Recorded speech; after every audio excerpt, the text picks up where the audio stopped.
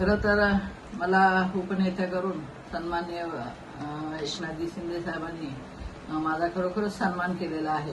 कारण तुम्ही गेले 30-35 वर्ष शिवसेनेत महिला आघाडीचं काम करते आणि महिला आघाडीचं काम करताना महिलांचं संघटन असो, महिलांच्या काही योजना असो, महिलांच्या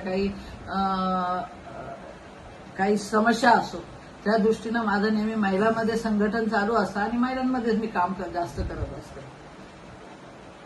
खरं तर हिंदू हृदय सम्राट शिवसेना प्रमुख बाळासाहेब ठाकरे यांनी सांगितलं का 80% समाजकारण आणि 20% राजकारण, आणि हे धरूनच मी 20% राजकारणाची याला जोड असावी समाजकारणाला, म्हणून मी हे काम करत असते. आता इकडे महापालिकेच्या अनुषंगाने तुमची तयारी कशी आहे संघटनात्मक? महिला आघाडी चांगल्या प्रकारे इथे आहे आणि प्रत्येक वार्डामध्ये सुद्धा चांगल्या प्रकारे महिला आघाडी आहे आणि महिला म्हणून जरी उमेदवार आमचे कुठेही कमी नाही. 61 म्हणजे जेवढ्या 122 प्रभागामध्ये महिलांची तयारी आहे. आता तुमचं पॅनल जे आहे 7 नंबरचं पॅनल, तर याच्यामध्ये जसं तुमचं एक हा परंपरागत बालेकिल्ला आहे. आम्ही पत्रकार जे बघतो, बेतुरकर पाडा म्हटलं की पोटे आणि शिवसेना हे समीकरण जुळलेलं आहे. परंतु आता पॅनल पद्धतीमुळे तुम्हाला 4 वॉर्डांचे एक पॅनल आहे. अशा वेळेला जे विरोधकांचं पण लक्ष शेवटी तुमच्या पॅनलमध्ये आहे.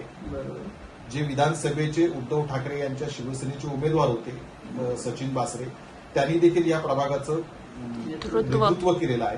तर तुम्हाला असं वाटतं का की तुमच्या पॅनलमध्ये 2 ठाकरे एकत्र आले तुमच्या विरुद्ध, तर तुमचं त्यांच्याशी तुल्यबळ लढत होईल का?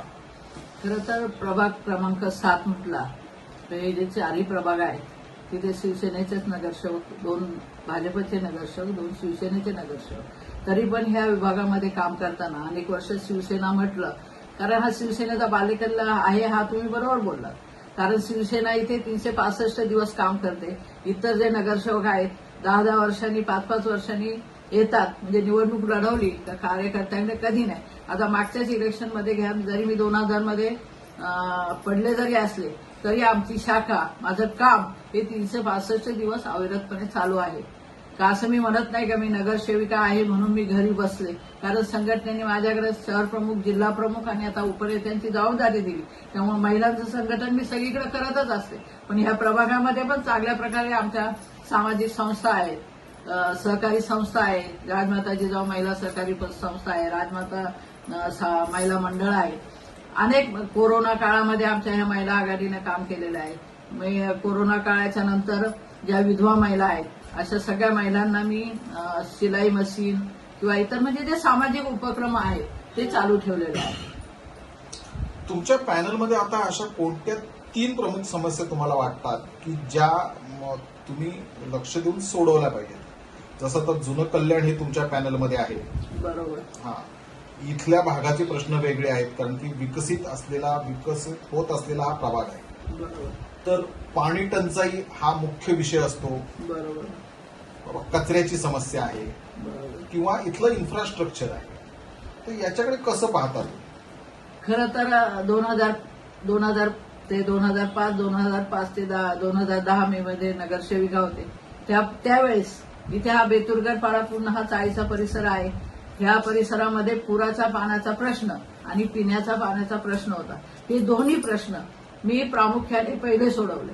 कारण पुराच्या पाण्याचा प्रश्न पहिल्यांदा इकडनं सगळा जो पूर याचा काळा तलाव मार्गे पुढे जायचा, मल्हारनगर वगैरे त्या भागामध्ये. तर त्यावेळेस आम्ही 6 फुटी स्ट्रॉंग वॉटर ड्रेनेज लाईन टाकली आणि ते पाणी खाडीकडे वळवलं. त्यामुळे ह्या विभागाचा पुराच्या पाण्याचा प्रश्न मिटला. 2005 साली जरी पूर आला तरी ह्या विभागात पाणी आलेलं नव्हतं. थोडंफार एवढं याच्यामध्ये थोडंफार आलं, पण जो पूर्वीचा जो प्रश्न होता तो सोडवला. पाण्याचा प्रश्न सुद्धा जिथे आम्ही गोल्डन पार्कच्या तिथे पाण्याची लाईन टाकून घेतली आणि तिथलं जे पाण्याचा प्रश्न होता तेव्हा सुद्धा मी महापालिकेचं आंदोलन केलं होतं. एक दिवस महापालिका आम्ही पूर्ण बंद केली होती आणि तो पाण्याचा प्रश्न सोडवला होता. आजतागायत ह्या विभागामध्ये पाण्याचा प्रश्न अजिबात नाही म्हटलं तरी नाही. थोडाफार आता लोकसंख्या वाढल्या, नवीन बिल्डिंग आल्या, थोडंफार काही काही ठिकाण जा, परंतु अजूनही सांगते का माझ्या ह्या बेथुरकर पाडा आणि मी ज्या ह्या प्रभागात असते तिथं पाण्याचा प्रश्न कमी आहे. बघा, शिवसेना भाजपची युती होईल न होईल हे वरिष्ठ पातळीवर निर्णय होईल, परंतु जर समजा युती झाली नाही तर तुम्ही पूर्ण पॅनल स्वबळावरती लढवून जिंकू शकता का? आणि युती झाली तर काय स्थिती असेल? जरी युती नाही झाली, आता तो वरिष्ठांचा निर्णय आहे युती करायचा किंवा नाही करायचा, पण युती नाही झाली तरी ह्या चारही प्रभागामध्ये शिवसेनेचं प्राबल्य आहे. आता आम्ही चांगल्या प्रकारे शिवसेनेचे सगळे पदाधिकारी नगरसेवक असो इथे चांगल्या प्रकारे काम करतात. त्यामुळे नक्कीच आम्ही जरी युती नाही झाली तरी हे चारही प्रभाग म्हणजे हा 7 नंबरचा आहे ना नक्कीच मोठ्या मताधिक्याने निवडून आणू. आणि युती झाली तर प्रश्नच नाही, कारण युती झाली तर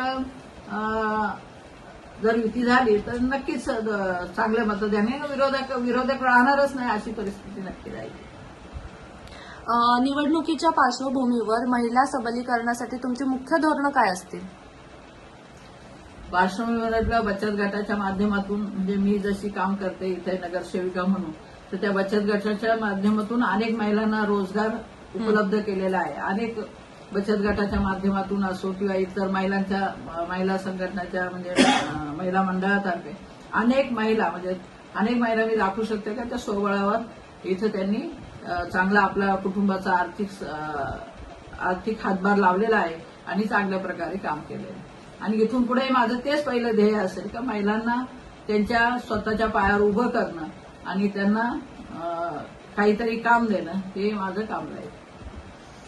यावेळी निवडणूक तुम्ही आणि तुमच्या बरोबर कोण असेल घरातलं? नाही, घरातलं जो पक्ष आपल्याला पक्ष जे निर्णय घेतील किंवा तुम्ही लढवा हे लढवा त्याप्रमाणे आम्ही लढू.